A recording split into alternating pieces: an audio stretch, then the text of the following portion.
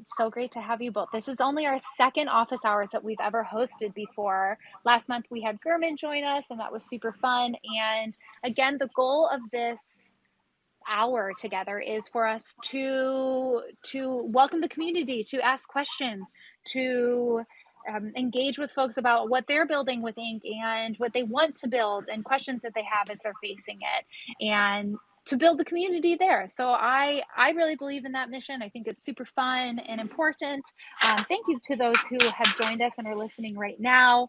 I know that we sort of have a general topic for today. We have what can you do with ink that you can't do with Solidity, and not one to pit things against one another, but let's just talk. Talk in the worlds of comparisons. Let's start there. Who wants to dive into that first?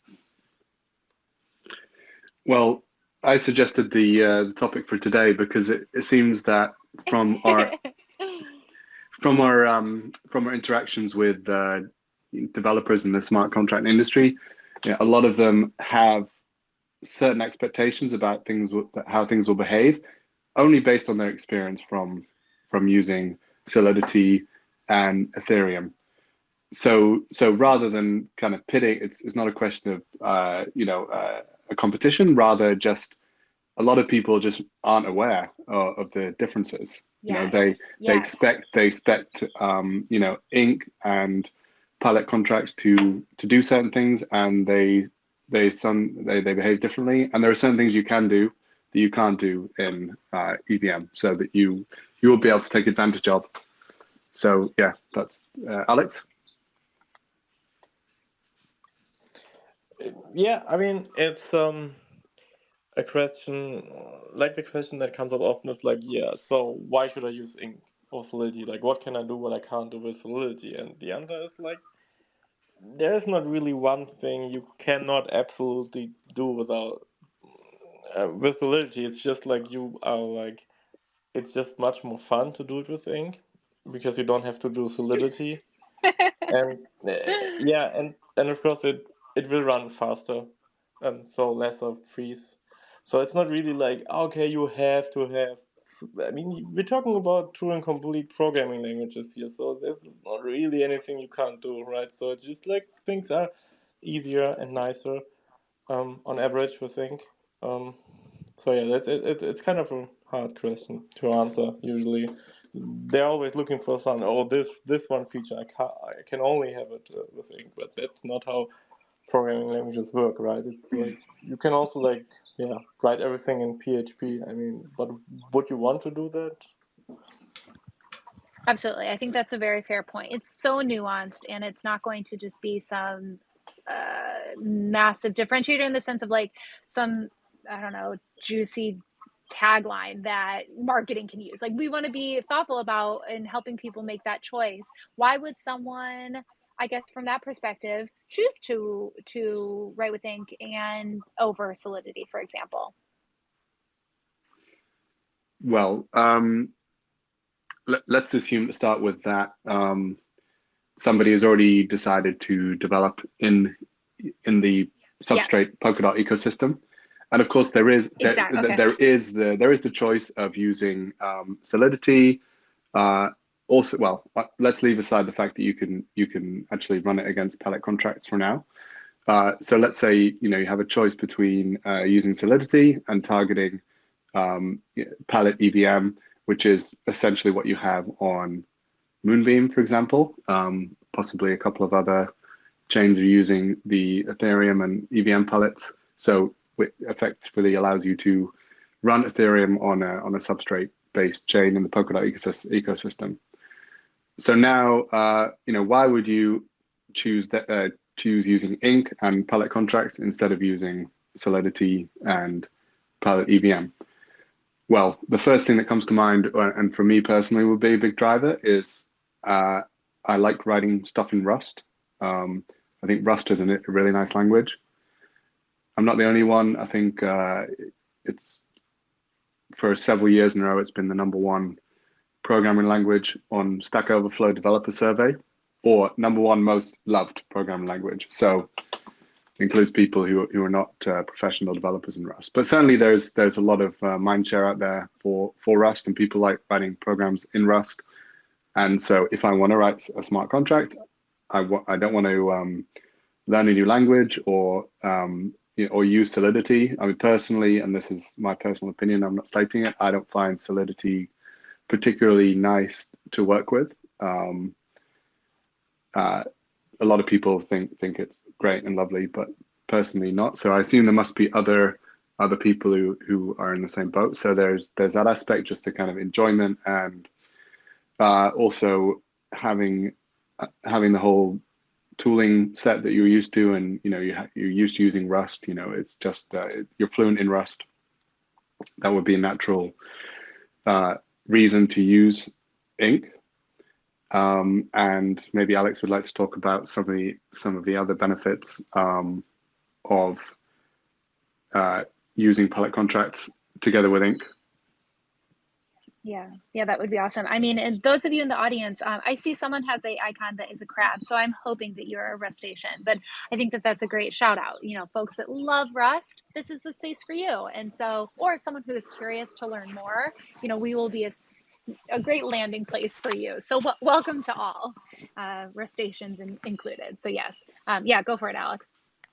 So we have to differentiate a bit between what it means using Ink, which essentially means using Rust, and deploying on pellet contracts, because we muddle those things together a bit, and then it's not clear what benefit comes from deploying against pellet contracts versus pellet EVM, and what is using Ink versus Solidity. Because I mean, Andrew said that shortly, but you can also use Solidity and compile it to WebAssembly and run it on pellet contracts. So then you also reap the benefits of using pellet contracts versus pellet EVM, which is we have storage deposits, which have the storage loads. We have a few nice features with upgrading contracts, code reuse, and also it's lower fees because the execution is faster. And in the future, we will also add some huge improvements to the execution speed, which pellet EVM just can't do because they need to comply with the EVM standard. But now, why would you use Ink over Solidity, which is then deployed on pellet contracts? And the main reason is there, of course, everything that Andrew said, you want to write Rust, so you're going to use Ink. But except from that, there's also another added benefit. When your contract wants to interact with the runtime, so with the chain itself, that's much easier in Rust, because the runtime is also written in Rust. And then when you exchange data between the contract and the runtime, the data types just match. So you can just send it over and use the same data types in your contract as in your runtime. With Solidity, that's not easily possible, because those data types just don't exist there. So you will always have to do some pre-compilers, and it's just much more work. Yeah. Amazing. Thank you for that very comprehensive summary. I really appreciate it. Those of you in the audience, I would be curious to know from you, if you are in this place of making the decision. Are you weighing your options, or are you already bought into the Ink dream, if you will? I would love to, of course, invite you up to ask a question if you have one. And we have some major experts here, and your voice is important for this to be successful as well. Otherwise, we can jump into other topics, of course, and we can talk. Let's see. We came up with a couple of different things when brainstorming today's session. Let's start at our top of our list. We have the Ink as a unified brand. What are we talking about there?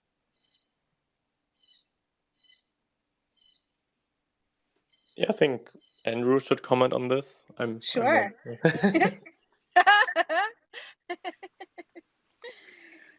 Right. Well, Ink is a unified brand. I think that recently, we've seen certainly an upsurge in interest in Ink. More followers on the Twitter account, and more chains deploying Pellet contracts and building ink contracts. So I think recently the big one has been LF0, and I believe that A-Star have also enabled it on their mainnet. So the interesting thing with LF0 is, they do have a parachain, but the mainnet is kind of a standalone chain, right? So this is interesting because it's a team that have built their own sort of kind of layer one using our technology substrate, Pilot Contract Inc. And it's kind of nominal. It's not necessarily part of the Polkadot ecosystem, but they've kind of taken our technology and built upon it, right? So it's kind of I think that's it's a good thing, because we've got the original kind of strapline of Inc was like Parities Inc for building smart contracts, but we're starting to see that it's being used in chains where it's not a kind of Polkadot parachain, and it's not a team affiliated with Parity at all. So they've taken the language and the technology and they've kind of deployed it on their own and done their own marketing and have started to do marketing for Inc itself. And we see that with I think other ecosystem teams. There's a company called Scio Labs, I think, which were doing some meetups collaborating with us in Berlin, which is great. So I think we're starting to see some organic growth, and how that speaks to Inc as a unified brand. I think it's just showing that it's kind of its own thing outside of, or it's become its own brand outside of Polkadot. And even though it's kind of part of the Polkadot ecosystem, it's kind of become its own thing, organically, it seems. That doesn't speak to a strategy necessarily, but I think it's just something that, from my side, it appears to have sort of grown organically just from us providing the technology and people using it and promoting it. Yeah, people running with it and feeling excited to build and want to see it in their own version of it too. I love hearing that people are doing meetups. That's so cool. I myself am based in Miami, so if anyone is wanting to do something in South Florida, let's reach out. Let's do something. That would be so cool to do. And we actually have a question in the chat, I believe, and it is. I see someone reacting 100. So yes, DM me. My DMs are open. That would be so fun. The question that we have in the chat is, how scalable is it to design the stablecoin with Inc as compared to a substrate node? And that's from Muddly B. I mean, I guess with scalable, they mean like, does it have enough transactions per second or something? I mean, I just guess that's what it's like aiming at. I mean, I guess it depends. I mean, it's like, okay, as long as it's like fast enough for you. I mean, it's I mean, it's like, Alex, oh my God. I mean, it's like, yeah, it's very hard to answer because, of course, if you run your own blockchain, of course, you have the whole block space for yourself, and if you have hard-coded logic, that will also run faster. So yeah, but yeah, yeah, it will be, of course, like more expensive for the user if it's a contract than if it's like a purposely built chain. But like launching a blockchain just to host a stablecoin, that seems like a bit extreme, like, because it's like you have to auction the slot. Okay, you have to Yeah. pay for the slot. Then you have to run, like, you need to incentivize your collators. You have to, like, all this overhead, like, you have to do just to have a stable coin. So I would say in this case it doesn't really make sense unless you tether or something.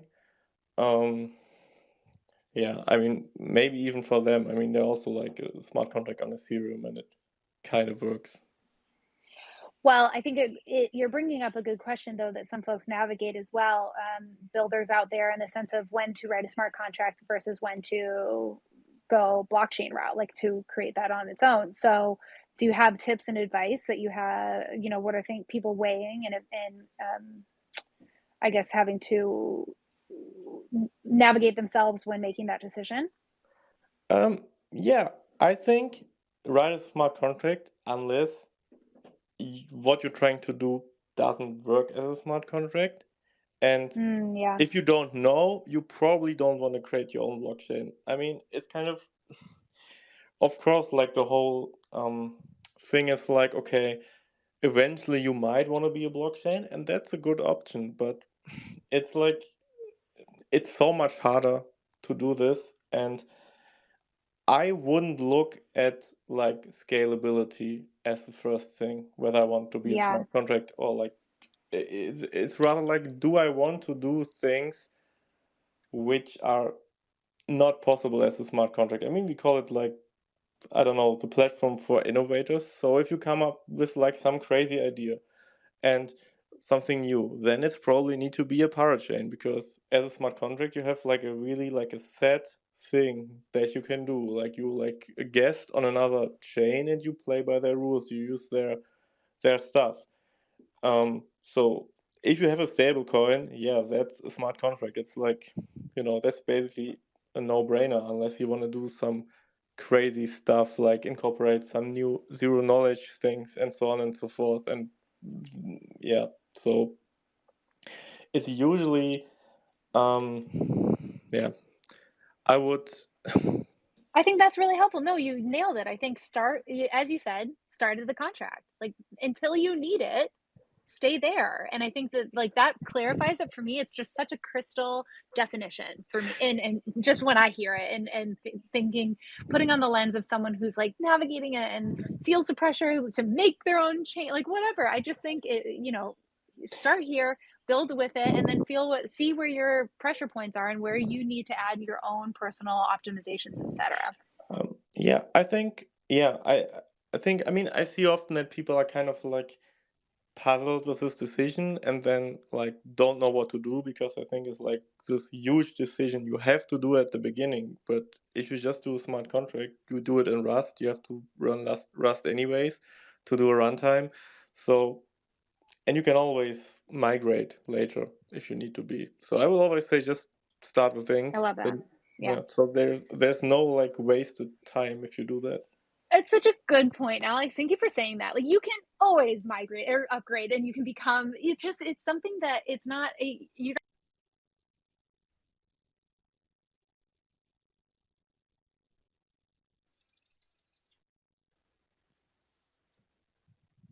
You just muted yourself, I think, while speaking.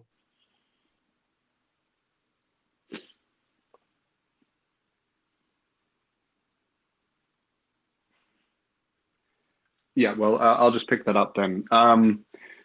So I think I just love the idea that you can have an idea, kind of wake up in the morning, have an idea, and then in the afternoon you can deploy your contract, right? You know, it's if you wake up in the morning for an idea and want to deploy it as a parachain, then it takes a lot longer.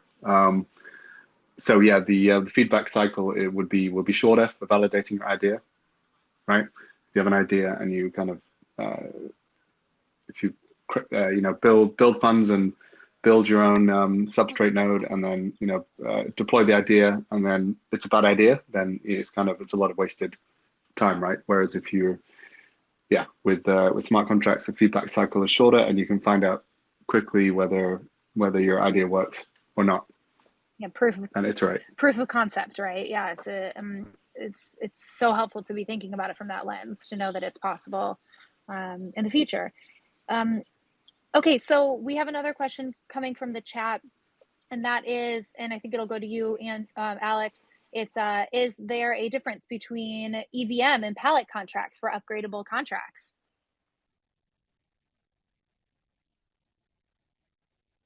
Yeah, so Pellet EVM basically doesn't have any or like the EVM doesn't have, as far as I know, no specific feature to allow for upgradability except delegate call, where you can call another contract, but use the storage of the calling contract. That's like used for some upgradable contract pattern. There are other patterns, but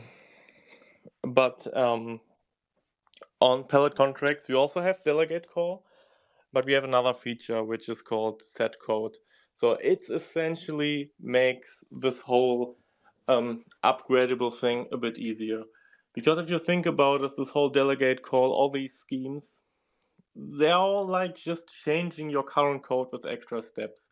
And changing your current code is a bit of a dangerous thing because contracts should be immutable, right? But in reality, none of the important contracts are immutable. They all have some upgrade capability where you usually lock behind some governance where they can be upgraded, or not even, someone can just upgrade them. And we just said, okay, we can just add like an instruction where a contract can just change its own code. So you can just like from a contract just say, here's the new code, from now on I'm using this new code. And of course, if a contract uses this call, it should be blocked behind some governance. And of course, if you look at a contract and somebody could just change its code, you would probably not use it. But the trust requirements are identical to what's happening on Pellet EVM. We just removed all the extra steps. I love that. That's awesome. Thank you for explaining that. And I know folks, I think there were some folks that were trying to get up onto stage to ask a question. So please raise your hand again if you have one. Otherwise, I want to jump into another question from the audience. And it's actually about Open Zeppelin. You know, that engagement was funded by the Polkadot Treasury. And I'm curious who here can talk to me. Tell me about, you know, changes that were implemented as part of our engagement with them in the audit, and you know, what are things that we're excited and learning points from that particular engagement interaction.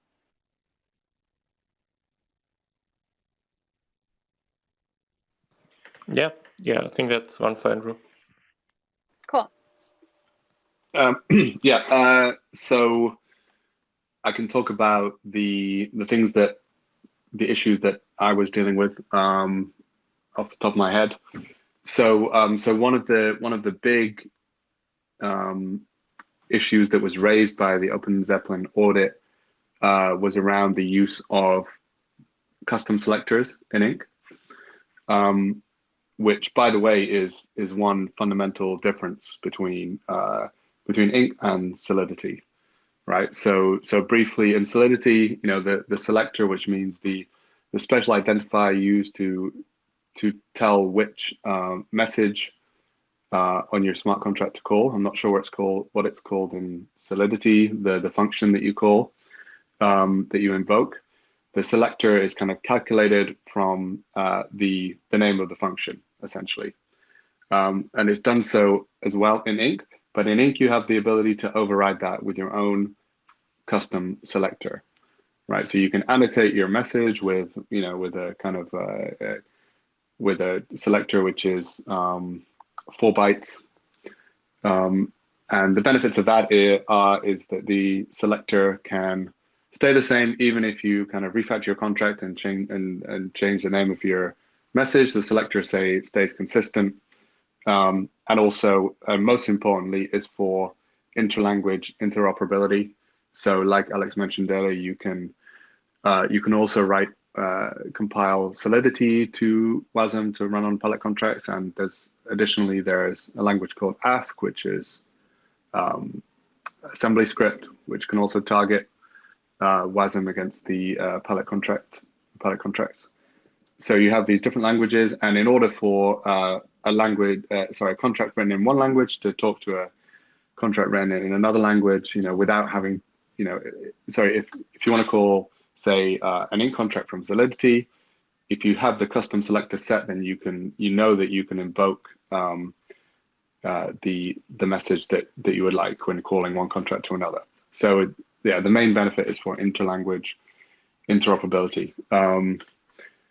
So that's what they are, and and OpenZeppelin raised that as being a potential attack vector because of proxy contracts, and specifically when used together with a so-called fallback function, or in Inc parlance as a wildcard selector, which is a kind of used in upgrade patterns, or where it's used to say a transparent proxy.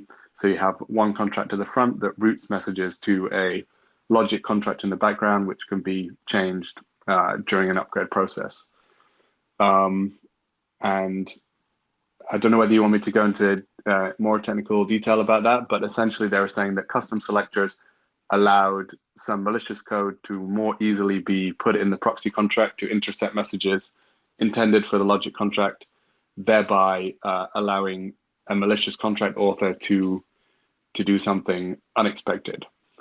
So that was one big issue that was raised in the audit, and there was some debate about how serious it was or not.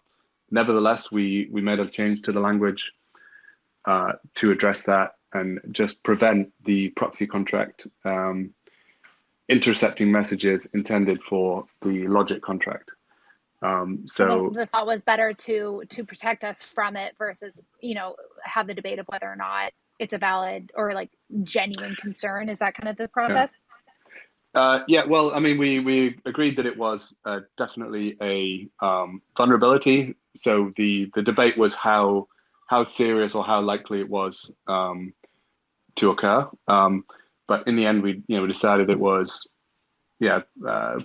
possible, or certainly worth protecting against this vulnerability. And yeah, we made a change to the language, which essentially prevented there being a so-called selector clash attack, where you have a selector in the proxy contract that exists also in the logic contract, thereby intercepting it. So prevent that interception from happening.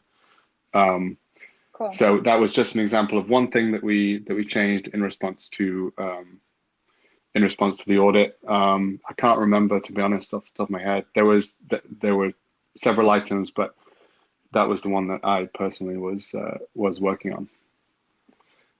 Cool. Well, I appreciate you giving us some insight into that. That's awesome.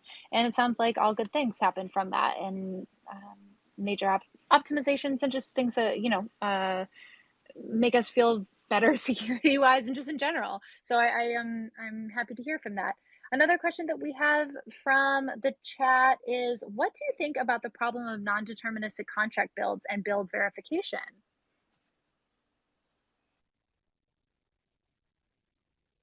Yeah, I think that's a very important topic, to be able to verify your contract, because that's basically the backbone of smart contracts. Before you call into anything, you can check the source code. I mean, very few people actually do that, so it's usually like by proxy, but somebody has to do it. So there needs to be a way to, like, when you have some address, there's some contract, to be able to look at the source code and be sure that this is actually the source code it has been built from. And the only way to do that is to grab the source code of this contract, compile it, and look if it's the same code as deployed on chain. And the only way to do that is that if you compile a contract source code twice, that it will yield exactly the same output. And that, unfortunately, is not the case for the Rust compiler if you run it on different computers. And so so right now it doesn't really work. You will have to compile it in a Docker, like whoever uploads the contracts would need to, for example, run it in a Docker container, and then if somebody wants to verify it, do it in the same Docker container. That's the only solution, or the easiest solution we can come up with. And I think it's like on the roadmap somewhere to integrate that into Cargo Contract. So Cargo Contract just writes into the metadata, into the manifest, like, hey, I compiled it with this Docker container. If you want to verify, just pull this Docker container from Docker Hub, compile it, and check it. And this stuff can then be used, for example, by block explorers to offer this verification. service. Awesome. Well, thanks, Alex. I mean, folks, I'm going to keep popping them with questions. So, unless you want to get in on this, I've got a long laundry list. So, again, feel free to request to join the stage. Our topic is what you can do with ink that you can't with Solidity. But also, I'm in the stage of a free for all the questions that are burning inside of me that I would love to have time with the experts to answer. I'm using this as selfishly as I possibly can. So, you're welcome to also. Whatever is burning in your curiosity when it comes to ink. But I don't know who this will be for. Maybe Andrew. But Alex. I've seen the GitHub issue about hybrid chains and hybrid contracts for pallet contracts. Tell me more. What is that? I don't know. I mean, hybrid chains is basically a term that Rob Habermeyer coined lately for Yeah. something. For something that we basically already were promoting before. I think on the ink slides we had on various events, we called it, I think, like this use case where ink as a second class citizen. I think this is how Michi called it. Yes. Okay. Yes, and this means that your blockchain is not like a pure smart contract chain. So smart contract is not their main purpose, but rather you have like some unique value proposition on your chain. It has some very specific functionality, but you also add smart contracts like as a plug-in system, so to say. So you have, like, for example, certain things in your government where like your government then calls into smart contracts and asks it for some kind of policy. This allows you then to have either like user generated plugins, or like not even user generated. They could also be like privileged. So but that allows you then to upgrade certain functionality of your blockchain without going without upgrading the whole runtime. This could be useful. So it's I think this is what's like Michi called like second class citizen, and is now like this hybrid chain thing. Where your chain is not fully like just like programmable with smart contracts, but it's also not fully fixed. So they work like hand in hand to achieve some functionality, and I think this will be like the most common use case actually. Yeah. Yeah. Awesome. No, that's really helpful to understand and know. Do you know if I just feel like sometimes our nomenclature, the verbiage is just so unique and special. It's just like hard to keep up sometimes. So I appreciate it. Thank you, Alex. I now will connect those two in my mind. And you're right. I totally agree. I think it's absolutely going to be a use case that folks are super stoked about. Okay, cool. So I'm opening it up again if folks have a question in the audience. Otherwise, I will throw another one at them. Pausing. Nope. Okay, my turn. Talk to me about compatibility with MetaMask and other EVM wallets.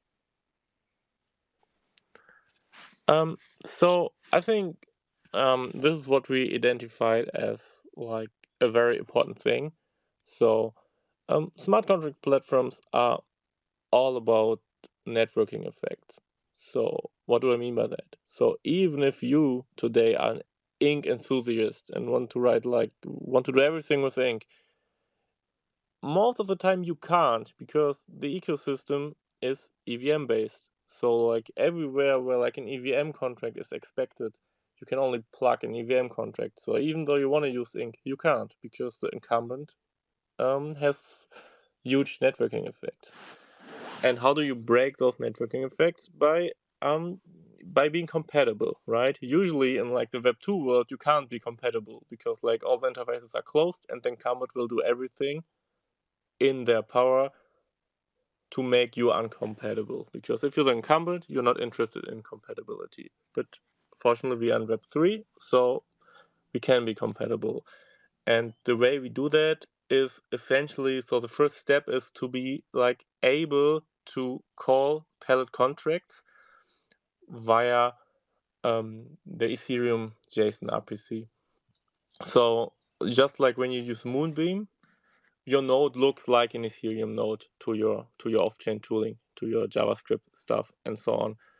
And we want to do the same for Pellet contracts. So like a substrate node will then also look like a Ethereum node, and you can call like a contract, but it will not go to Pellet EVM, it will go to Pellet contract.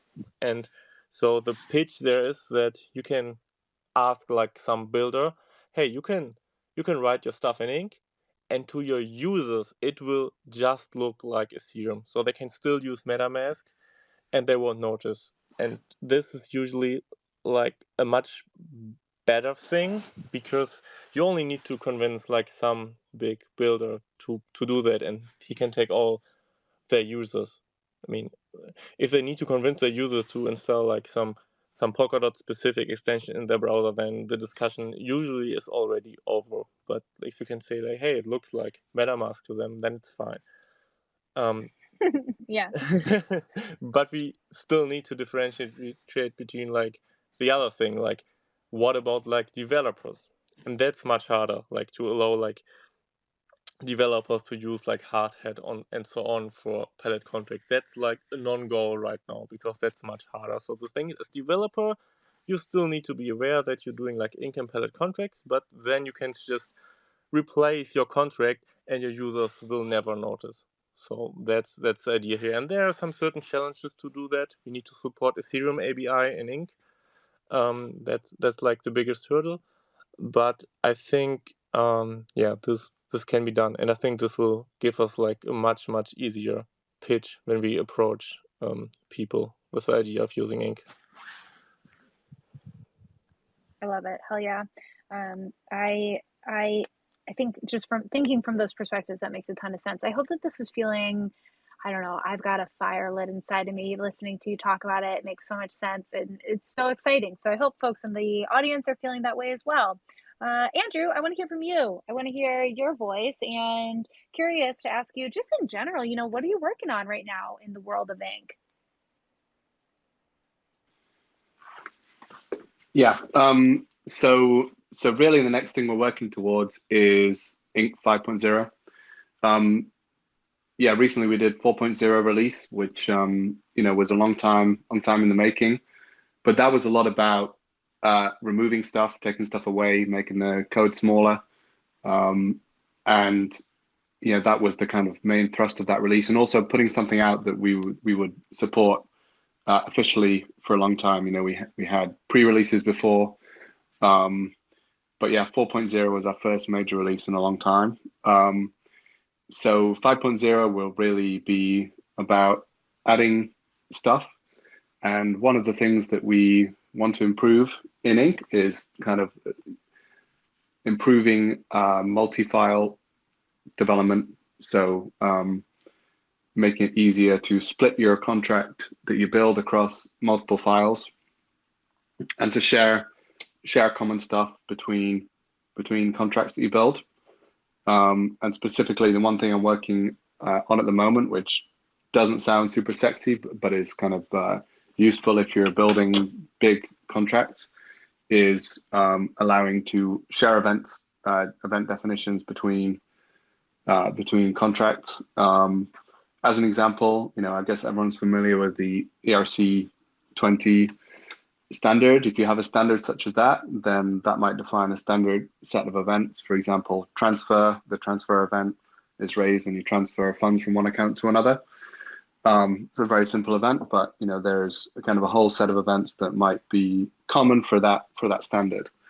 At the moment, when you define events in Ink, you define them as part of the contract, and you can't omit events defined in another contract from another one. So that would just involve like splitting it out and enable you to depend on it as you would with normal, Rust modules and crates. So you're allowed so that you can share the events. Now, okay, that's just a start, and we want to kind of develop that idea and just expand upon the multi-file support in Ink, and just allow for better code sharing and better structuring of your project. So as contracts get bigger and bigger, you don't just want to define them all together in one single file. You want to be able to split them up and share code between contracts. And I also have a question for possibly Alex, or certainly a topic, which is the thing that I'm excited about coming up would be XCM support in Ink and palette contracts, because I think when we get that, that would be one of our true USPs, is that you can talk, you can communicate with different blockchains, different contracts securely with Polkadot security using XCM. So let's talk about that. Let's do it. Yeah, I mean, I think it's not far away. So the support in of course, it needs to be support in palette contracts, so there need to be some API where the contracts can call into to send and execute messages, to receive a reply, and there is already a chain extension.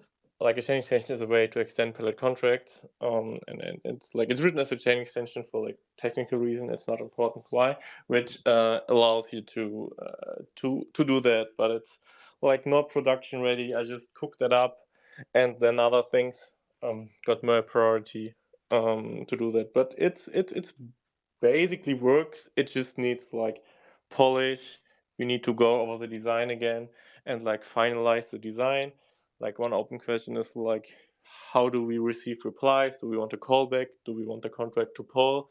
These decisions all need to be made, but it's like not too much work to be done. Like, and then when this is done, yeah, we of course need to support. Like we need support in Ink, but yeah, that also shouldn't be too much. So our idea is to not add too much stuff in Ink. So essentially, we just expose, hey, here, you can send an XAM message. Please give us a message and the target you want to send it to, and the rest is then up to the contract author. They can just embed some XAM instructions in their contract, and yeah, we would be curious what people build with it. So.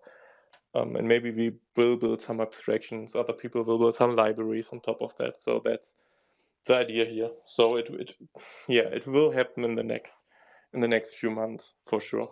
Like maybe the next Ink release even.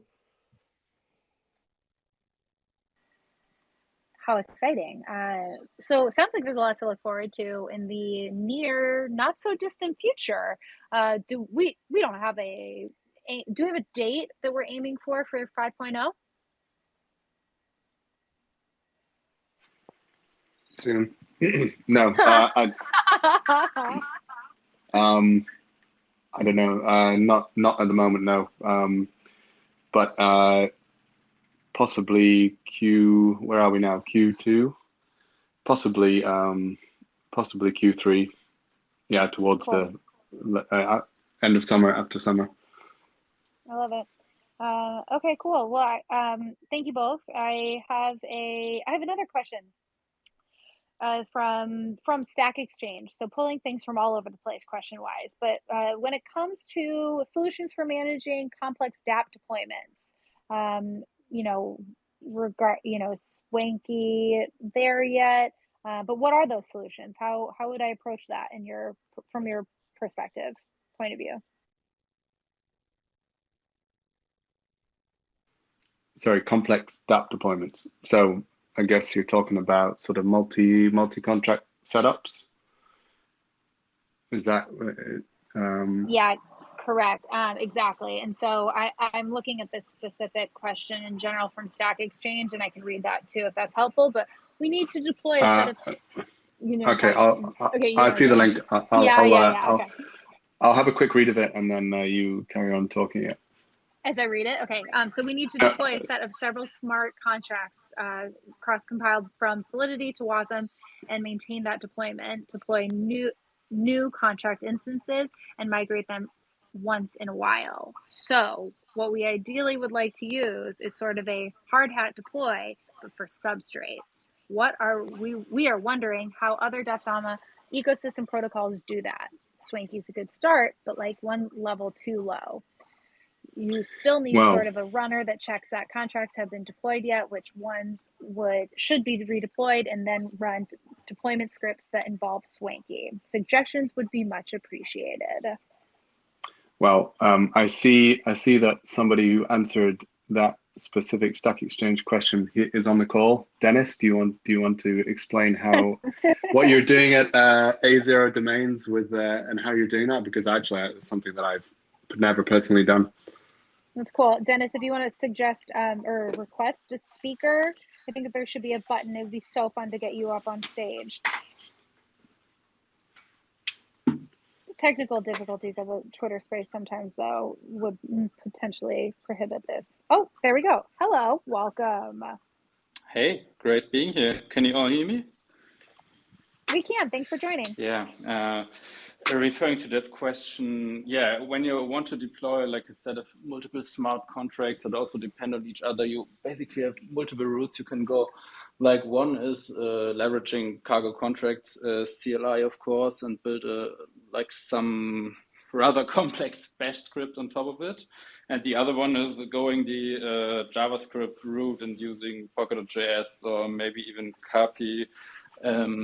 And yeah, that's what I've done within my boilerplate Inkathon. Basically, I have built like a super simple function that deploys a smart contract just in one line, imports the WASM blob and also the RB, which is necessary to do so. And then you can basically just have 5 or like a set of promiseified calls to it, and can also use the address and the hash from the deployed contract as an argument for the next one. And so you have a rather simple script to deploy a rather complex contract architecture. This is how we do it here at A0 Domains. And then on top of this, I also build some kind of environment variables when it comes to what account do you want to use for deployment, or because when you deploy on a local testnet or on a live testnet or on a local node or on a mainnet node, you probably want to use different accounts to do so, or some other different variables you want to put into the contract. And I've also built like a quite flexible environment file structure to automatically import environment variables depending on the chain you're going to deploy on.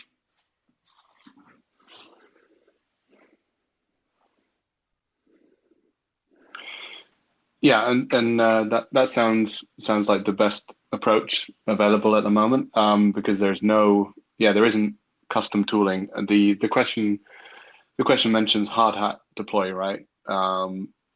So yeah, I've not used that personally, but hard hat is a great tool, and we certainly need more kind of tooling like that in our ecosystem. And we hope that it will come from kind of outside of the Ink team, because we like to concentrate on the kind of core language and the core tooling. So that would be kind of a layer on top of it. Yeah, actually, I have used Hardhat deploy, and the scripts I've built are not too far from it.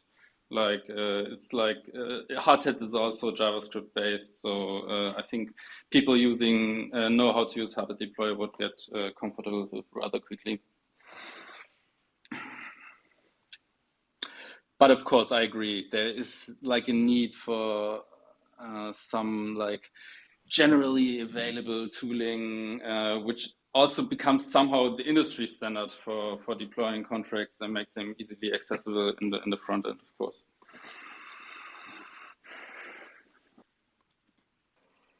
Yeah, I love it. Well, thank you so much for coming up on stage and joining us to ask or to help us answer and understand. That is really, really helpful and so valuable to have you in the audience today. Thanks for listening as well. And then popping it to Alex, I asked Andrew what he was working on. A question comes in that I actually had to Google. The question was, what are moonshots that you have in mind for pallet contracts coming up? Moonshots, in case anyone is curious about that word and hadn't heard it before, it's ambitious, exploratory, and groundbreaking projects undertaken without the assurance of near-term profitability or benefit, perhaps without, I'm getting this definition from Google, but has potential significant impact benefit for humanity. So Alex, what are some big dreams you're having for pallet contracts? I'm curious. Yeah. I mean, to be honest, like most of my day-to-day work is rather boring, like making things faster, making things nicer. But yeah, so but one bigger thing I'm passionate about now is like, okay, I hope I'm not exploding your heads now. It's like to replace WebAssembly with a different instruction set. So What? we have, I mean, I was like discussing these ideas for like months, even years, with some colleagues, and yeah, we finally. I mean, the conclusion is basically this: that WebAssembly is not like a very good bytecode for smart contracts. I mean, it's certainly better than EVM, but still not very good. And the main problem with it is that you can't really compile it quickly, so you can't really write a good just-in-time compiler for it. So what we do is ending up running in an interpreter, which is quite slow. And Pellet EVM does the same because EVM has the same problem. You can't quickly compile it. And compilation speed is very important because you have to compile it every time you run it. So, and WebAssembly is very complex and hard to compile, and there were a lot of failed attempts to write a quick just-in-time compiler for it. Even at parity, there were like I think 2 attempts. And so what I ended up with is like, let's just sidestep the whole problem and just like replace WebAssembly, and that's what I'm working on right now. So we like tried different options. We tried BPF, which Solana is using, but eventually we settled on RISC-V, which is a like. What interesting is that it's a hardware instruction set, so it's not like Java or WebAssembly, which is like made for like a virtual machine. It's like made for actual hardware, but it's like so well designed and versatile that it's even very good for virtual machines. I mean, nobody like did that before, but you can just use that for your smart contracts and recompile it into x86 or ARM, and that's really, really, really fast. So it's as fast as an interpreter. So the startup time, so we have like a little experimental recompiler already, and the startup time is even faster than for WASMI. So we can have basically compiled contracts without paying for it. Yeah, so I'm very like optimistic about this now, and yeah. So we might have like next year or so have like fully compiled contracts which are in the same order of magnitude with performance than the runtime itself. So then it will be no longer like, okay, it's too slow, you need to write a runtime. You can have basically both then. That's so exciting. I love hearing about the things that you're passionate about and excited for coming up. So I suppose folks, yeah, stay tuned. And I love that. That's awesome. Congrats. And can't wait to learn more. So, okay, I think we have one question from the chat from Rams. I don't know if he is in here anymore, but I'll let him know that we're answering it now. And I love this question. It's from a non-dev perspective. He communicates them with them often, and he's asking you to speak to the learning curve from Solidity to Ink. So, bringing us back to the theme today. Maybe just thinking about code reuse with, upload code, the built-in upgradabilities, the storage deposits, all of those sort of things in general. The question is, can a Solidity dev who wants to get and jump into Ink, where should they start? Where do they begin that journey?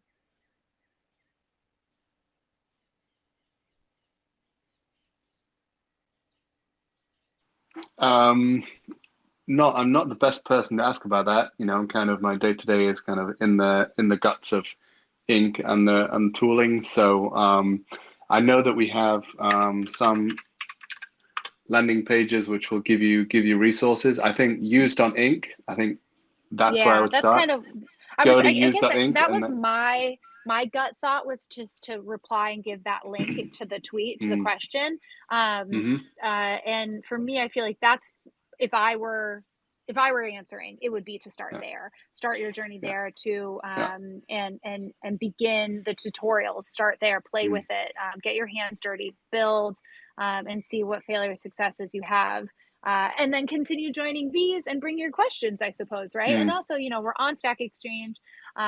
We are very easily findable in that regard. We want to be resources for folks as they learn and to answer the questions that they're facing. Because if you're facing a confusion and question, that means that probably someone else out there is as well. So I will include that resource in response. But yeah, folks that are listening here, use.inc.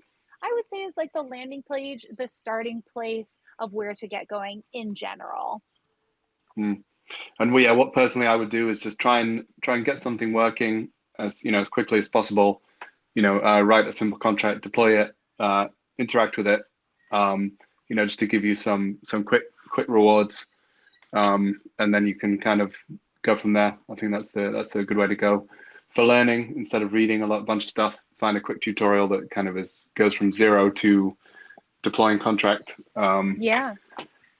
So I think use.inc is a good place to start from there. Yeah, it's fun to like listen to people talk about it, but like it's way more fun to build yourself and to feel the success and that gratification of seeing it work, right? So I think that's for sure the place to get started and dive in. But yeah, okay, well, with that, we are excited for you. If you are beginning your journey, welcome. Happy to have you here. And if you're in it and you love Inc., we obviously love having you here too. Alex, Andrew, it has been such a joy to have you both here today joining me. I'm such a big fan of both of you.